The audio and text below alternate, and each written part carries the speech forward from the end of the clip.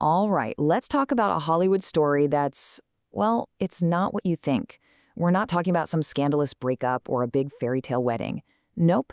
We're diving into the decades-long partnership between Al Pacino and Beverly D'Angelo. And trust me, their story is going to make you rethink everything you thought you knew about love, family, and what commitment really means. Okay, let's dive in. So at the very center of this whole thing is this paradox, right? It's something that has had people scratching their heads for decades. You've got one of the biggest icons in Hollywood history, Al Pacino, and this super unconventional but somehow incredibly strong relationship he had with the amazing actress Beverly D'Angelo. And this is where it gets really interesting. Think about Al Pacino on screen. He is intensity. He is commitment. I mean, Michael Corleone, Tony Montana, these are guys who go all in. But then you look at his real life, and he's famously known as the eternal bachelor. The guy's never been married, ever. How does that even work? So that leads us to the big question, the one we're really going to unpack here. How did this guy, the one who actively avoided that ultimate legal commitment, end up creating one of the most solid, lasting families in all of Hollywood? It just doesn't seem to add up, right? But the answer, oh, it's fascinating. See, the thing about Pacino and D'Angelo, their story isn't really about avoiding commitment. Not at all. It's about completely redefining it. They basically made their own kind of vow to each other, one that had nothing to do with tradition and everything to do with intentional choice. Okay, let's just run through the timeline real quick.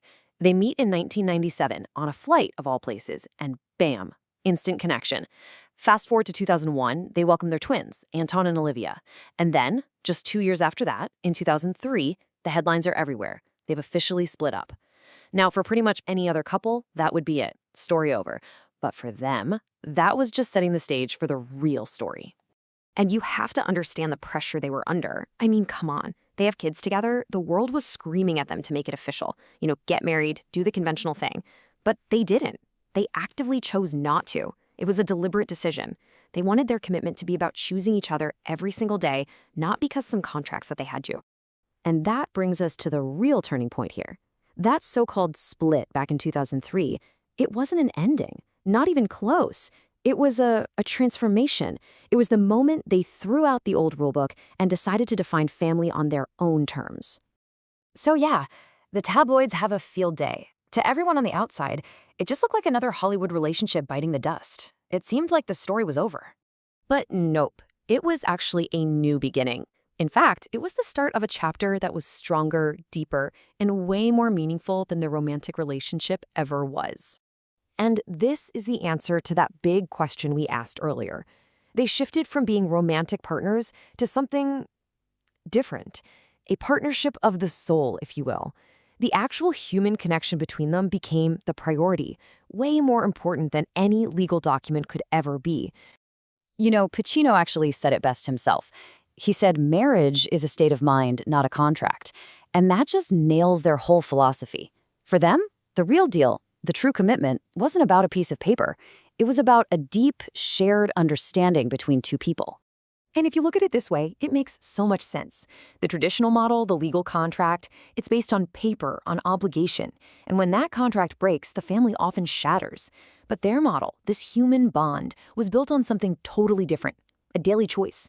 Their focus was always on being great parents together. So when the romance ended, the family didn't fall apart. It actually got stronger.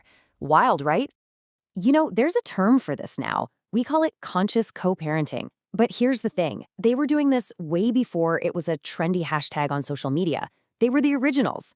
They didn't just, trade the kids off on weekends. They shared a life. They went to events together. They did holidays together. They were a solid, unified family.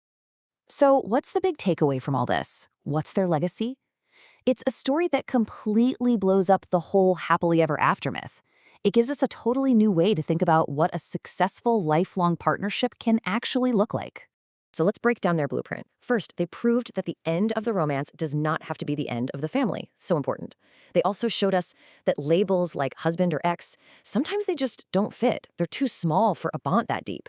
But maybe the biggest lesson of all, real commitment isn't about one big ceremony. It's about consistency. It's about just showing up for each other day in and day out.